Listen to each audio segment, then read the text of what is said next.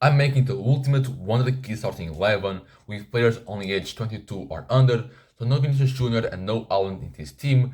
And a disclaimer, I'm making this team based on current ability and potential, so let's do it. My goalkeeper is Anatoly Trubin. He moved Benfica for 10 million and he's already a great goalkeeper.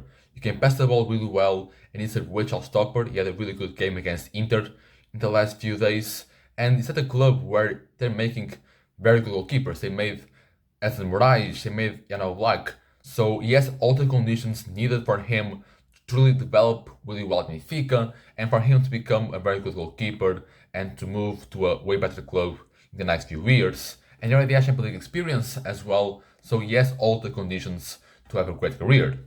Now my left back is Sosko Gvardiol. He was more centre back at Leipzig and now he kind of became more of a left back at Man City, and he really impressed me against Arsenal and against Man United because he had really good games there.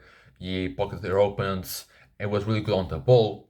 I really think that apart from his defensive work, which is amazing, I think he kinda has to improve his final third play a bit more, and then he can become one of the best left backs in the entire world, if not the best left back. And all the 90 million that Man City spent this summer will be worth it.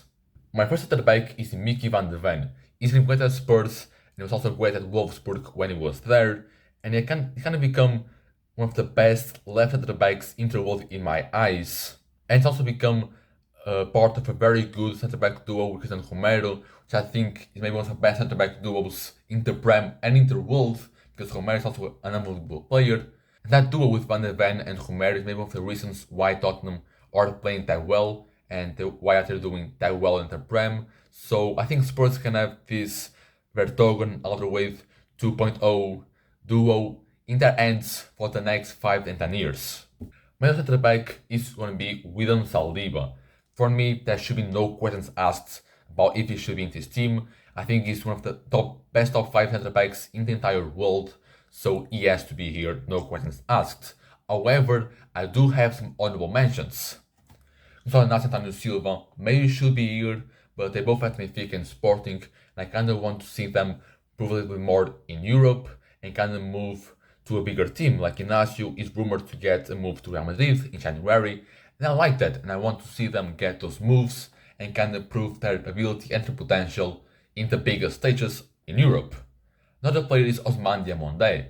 I think he has some very good potential. He's already pretty good right now. He's a Sporting centre back, but I think his potential is even better than Inácio and Antonio Silva. I think in 1 year he will definitely be here. I think he's 19 or 20, so in a year or so he's going to be in this 11 for sure because he's really that big of a talent.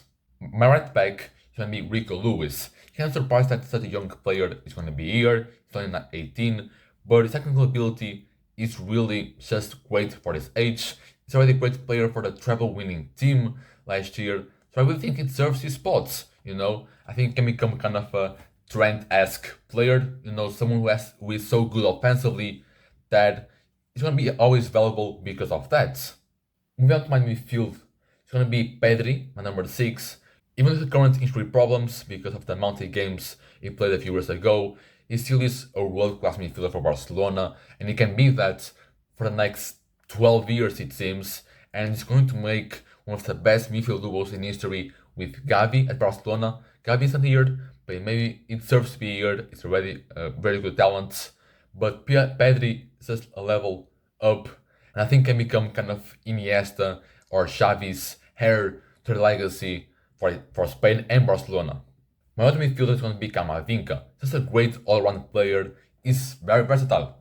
That TikTok meme with him kind of really signifies how good his versatility is for Real Madrid. He has played at number 6, number 8, at left back, and he can really do pretty much everything on the football pitch, and his presence is always known for Real Madrid. Even when if he's starting or off the bench, he really has a very big impact on Real Madrid. Even the El Clasico, he came on in the second half, and his presence was immediately known. He played really well in the Clasico, and his presence kind of changed the whole game for Real Madrid as well.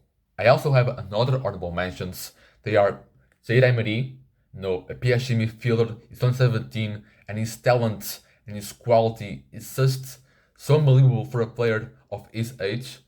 there is no doubt that he can become the next great player for PSG in the future. Then also Enzo Fernandez, my other honorable mention, who I think can become a world-class midfielder in the next year or so, and he has really become the heart of Chelsea's team, of that youth project. And like in 2 years or 3 years, we're going to look at that Chelsea team, have a lot of talent in that team, and Enzo Fernandez being the heart of it, and look back at all the critics saying he was only like a World Cup hype player. I just love of that because Enzo Fernandez is really that good. Now my cam is going to be Jude Bellingham. I don't think that much to say. We're already rating him very highly after last season, and now he maybe was the best transfer this whole summer, and his performance at Real Madrid has just proved he's really out of this world and he deserves to be here. Now my midfielder is going to be Jamal Musiala. There could not be a starting 11 without him in him, because he's really a very good player with a very good talent that he has everything to become a top 10 player in the future for sure for Bayern. My right mid is Bukayo Saka, again the starter boy, he has to be here again. He's already a very good world-class winger, maybe the best right winger in the world, taking Salah from the equation, and I just hope he gets more rest because he's kind of getting some injury problems in the last few games, and that's kind of because Arteta didn't rest him either this season or last season, and I really hope that his career doesn't get destroyed by injuries like maybe Shaq Wilshere did or Theo Walcott. My striker is Matthijs Tel. He's already a great player, a super sub, an X-Factor player for Bayern, and he's really been kind of taking the Premier League by storm because he's really been that good. Whenever he comes on the pitch, he does something good, and you can really see his improvements from this season to last season. He really become another completely different player, and even Thierry Henry, who is his manager for the Uncharted one, he has a very good praise for Matthijs Tel, and coming from a good striker like Thierry Henry obviously means a lot. Finally, I have some honorable mentions to end this off the attack, which is Kvaratskhelia.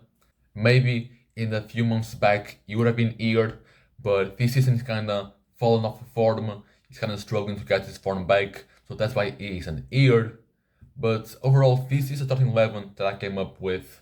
I think it's pretty good. I think all of those 11 players are going to become very good talents in football in the next 4 years even. And so say in the comments which players will you put in that team.